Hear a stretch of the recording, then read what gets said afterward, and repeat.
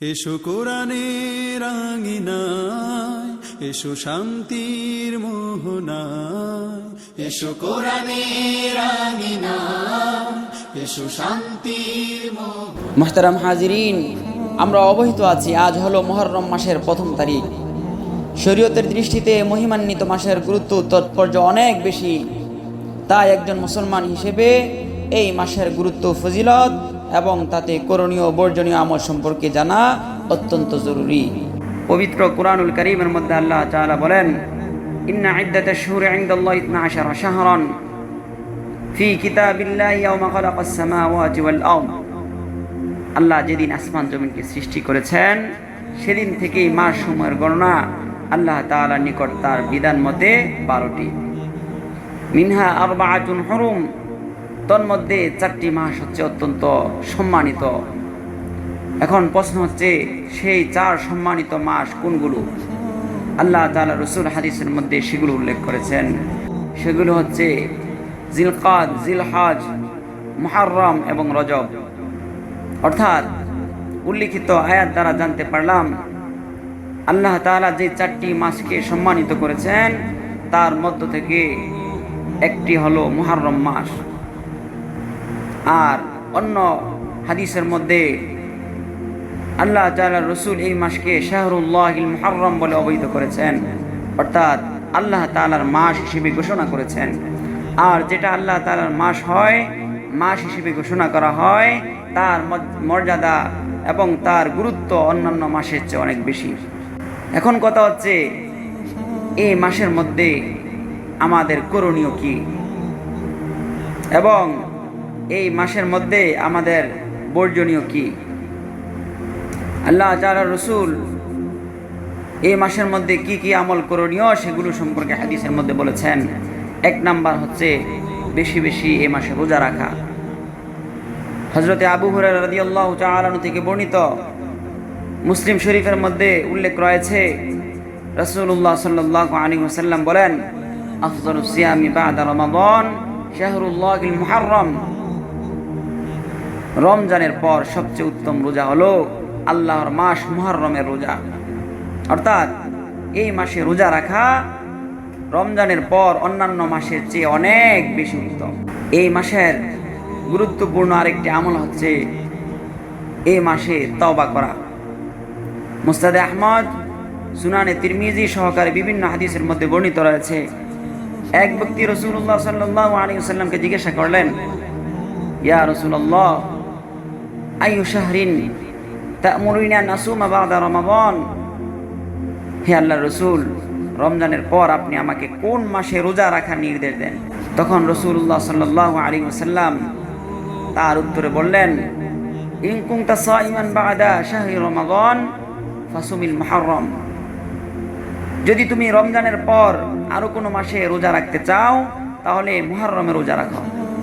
ফাইন্নাহু শাহরুল্লাহ, কেননা সেটি আল্লাহর মাস। ফিহি ইয়াউমুন তাবা ফিহি আলা কওমিন, সেই মাসে এমন একটি দিন রয়েছে যেদিন আল্লাহ তাআলা অনেক মানুষের তওবা কবুল করেছেন। ওয়া ইয়াতুবু আলা কওমিন আখারিন, ভবিষ্যতেও সেদিন আরো মানুষের তওবা কবুল করবেন। উল্লিখিত হাদিসের মাধ্যমে আমরা জানতে পারলাম যে এই মুহররম মাসের মধ্যে আল্লাহ তাআলা বিগত বহু জাতিদের তওবা কবুল করেছেন। সুতরাং এই মাসে আমরাও যদি তওবা করি, আল্লাহ তাআলার কাছে ক্ষমা চাই, মাফ চাই, আমাদের গুনাহের উপর অনুতপ্ত হই, তাহলে অবশ্যই আল্লাহ তাআলা আমাদেরকেও তাদের মতো ক্ষমা করে দিবেন। সুবহানাল্লাহ। তো এই জন্য আমরা দ্বিতীয় আমল পাইলাম, এই মাসের মধ্যে আমাদেরকে বেশি বেশি তওবা করতে হবে, বেশি বেশি ইস্তেগফার করতে হবে। এখন তৃতীয় যে আমলটি রয়েছে তা অত্যন্ত গুরুত্বপূর্ণ, সেটি হচ্ছে আশুরার রোজা। মুহররমের 10 তারিখকে আশুরা বলা হয়। রাসূলুল্লাহ সাল্লাল্লাহু আলাইহি ওয়াসাল্লাম যখন মক্কা মুকাররমায় ছিলেন তখনও আশুরার রোজা রাখতেন। এরপর যখন মদিনা মুনাওয়ারায় গেলেন তখন নিজেও রোজা রাখতেন এবং সাহাবায়ে কেরামকেও এই আশুরার রোজা রাখার জন্য নির্দেশ দেন। সুবহানাল্লাহ। আর তাছাড়া রমজানের রোজা ফরজ হওয়ার আগে এই আশুরার রোজা ফরজ ছিল। যখন রমজানের রোজা ফরজ করা হলো তখন আশুরার রোজা কেবল নফল হিসেবেই নির্ধারিত হলো। তবে সাধারণ নফল রোজার চেয়ে তার গুরুত্ব এবং ফজিলত অনেক বেশি। হযরতে আবু কাতাদা রাদিয়াল্লাহু তাআলা আনহু থেকে বর্ণিত, এক ব্যক্তি রাসূলুল্লাহ সাল্লাল্লাহু আলাইহি ওয়াসাল্লামকে আশুরা রোজা সম্পর্কে জিজ্ঞাসা করলেন। তখন রাসূলুল্লাহ সাল্লাল্লাহু আলাইহি ওয়াসাল্লাম বললেন, মান সামা ইয়াওমা আশুরা আহতাসিবু আলাল্লাহি আইয়ুকাফিরা সানাতা আল্লাতী ক্বাবলা। যে ব্যক্তি আশুরা রোজা রাখবে, আল্লাহর কাছে আমার আশা তিনি এই রোজার মাধ্যমে ওই ব্যক্তির বিগত 1 বছরের গুনাহ আল্লাহ তাআলা ক্ষমা করে দিবেন। এই হাদিস দ্বারা আমরা জানতে পারলাম যে কোনো ব্যক্তি যদি আশুরার দিনের রোজাটা রাখে তাহলে আল্লাহ তাআলা তার বিগত 1 বছরের সমস্ত গুনাহকে ক্ষমা করে দিবেন। সুবহানাল্লাহ। এখন প্রশ্ন হচ্ছে, আমরা আশুরার রোজা কয়টি রাখবো? এ সম্পর্কে মুসলিম শরীফের মধ্যে একটি হাদিস বর্ণিত রয়েছে। হযরতে আব্দুল্লাহ ইবনে আব্বাস রাদিয়াল্লাহু তাআলা আনহু বর্ণনা করেন, হাইনা সামা রাসূলুল্লাহ সাল্লাল্লাহু আলাইহি ওয়াসাল্লাম ইয়াউমা আশুরা।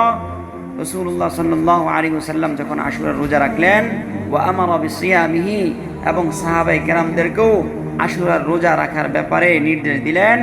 ক্বালু ইয়া রাসূলুল্লাহ, তখন তারা বলল, হে আল্লাহর রাসূল, ইন্নাহু ইয়াউমুন তুআজ্জিমুল ইয়াহুদ ওয়ান নাসারা। এই আশুরার দিন তো এমন একটি দিন যে দিনটাকে ইহুদি খ্রিস্টানরাও সম্মান করে থাকে। ফাকাল রাসূলুল্লাহ সাল্লাল্লাহু আলাইহি ওয়াসাল্লাম, তখন রাসূলুল্লাহ সাল্লাল্লাহু আলাইহি ওয়াসাল্লাম বললেন, ফাইদা কানাল আমুল মুকবিলু ইনশাআল্লাহু সুমনাল ইয়াউমাত তাসি'। আগামী বছর এদিন আসলে আমরা 10ম দিনের সাথে 9ম দিনও রোজা রাখবো ইনশাআল্লাহ। বর্ণনাকারী বলেন, ফালাম ইয়াতিল আমুল মুকবিলু হাত্তা তুওয়াফিয়া রাসূলুল্লাহ সাল্লাল্লাহু আলাইহি ওয়াসাল্লাম। আগামী বছর আসার পূর্বেই রাসূলুল্লাহ সাল্লাল্লাহু আলাইহি ওয়াসাল্লামের ইন্তেকাল হয়ে যায়। এই আয়াতের দ্বারা আমরা জানতে পারলাম যে আশুরার রোজা আল্লাহ তাআলার রাসূল 2টি রাখার আগ্রহ প্রকাশ করেছিলেন। অর্থাৎ যেহেতু শুধু 10ম দিনে রোজা রাখলে ইহুদি এবং নাসারাদের সাথে সাদৃশ্য হয়ে যায়, এজন্য তিনি বলেছেন যে আমরা আগামী বছর শুধু 10ম দিনেই রোজা রাখবো না, বরঞ্চ আমরা 9ম দিনও রোজা রাখবো ইনশাআল্লাহ। তাই আমরা আশুরার রোজা 9ম এবং 10ম দিনে রাখার জন্য চেষ্টা করব। মুহতারাম হাজিরিন, উল্লিখিত আলোচনাগুলোর দ্বারা আমরা মুহররম মাসের গুরুত্ব এবং ফজিলত এবং এ মাসে করণীয় যে আমলগুলো রয়েছে সেগুলো সম্পর্কে জানতে পারলাম। এখন কথা হচ্ছে, এ মাসে আমাদের বর্জনীয় কি কি আমল রয়েছে। দেখা যায় যে আশুরাকে উপলক্ষ করে বিভিন্ন রকমের বিদআত এবং কুসংস্কার আমাদের মাঝে তৈরি হয়। বিশেষ করে শিয়া সম্প্রদায়ের লোকদের থেকে অনেক বেদাত এবং কুসংস্কার প্রতীয়মান হয়, এগুলোকে লক্ষ্য করা যায়। অর্থাৎ তাজিয়া মিছিল করা এবং নিজের শরীর নিজে কেটে দেওয়া। হযরত হুসাইন রাদিয়াল্লাহু তাআলা আনহু এর সুখে সুখাহত হয়ে তারা এই সমস্ত কাজগুলো করে বলে দাবি করে থাকে। তবে একজন মুসলমান হিসেবে এই সমস্ত কাজগুলো কখনো করতে পারে না, কেননা নিজের শরীরের মধ্যে আঘাত করার অধিকার আল্লাহ তাআলা কাউকে দেয় নাই, বরঞ্চ এটা আত্মহত্যার শামিল হবে এবং এটা অনেক বড় মহাপাপ।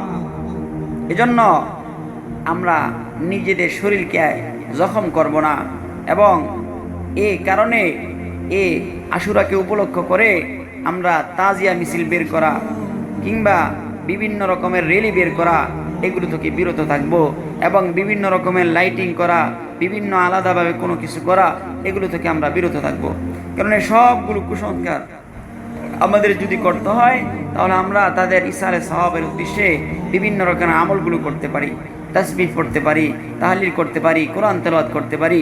এগুলো করে আমরা তাদের কবরের মধ্যে সওয়াব রেসানি করতে পারি। এজন্য আমরা এ সমস্ত কুসংস্কার থেকে বিরত থাকার জন্য চেষ্টা করব। মুহতারাম হাজিরিন, উল্লিখিত যে সমস্ত আলোচনাগুলো আমরা শুনলাম, আল্লাহ তাআলা আমাদেরকে আমল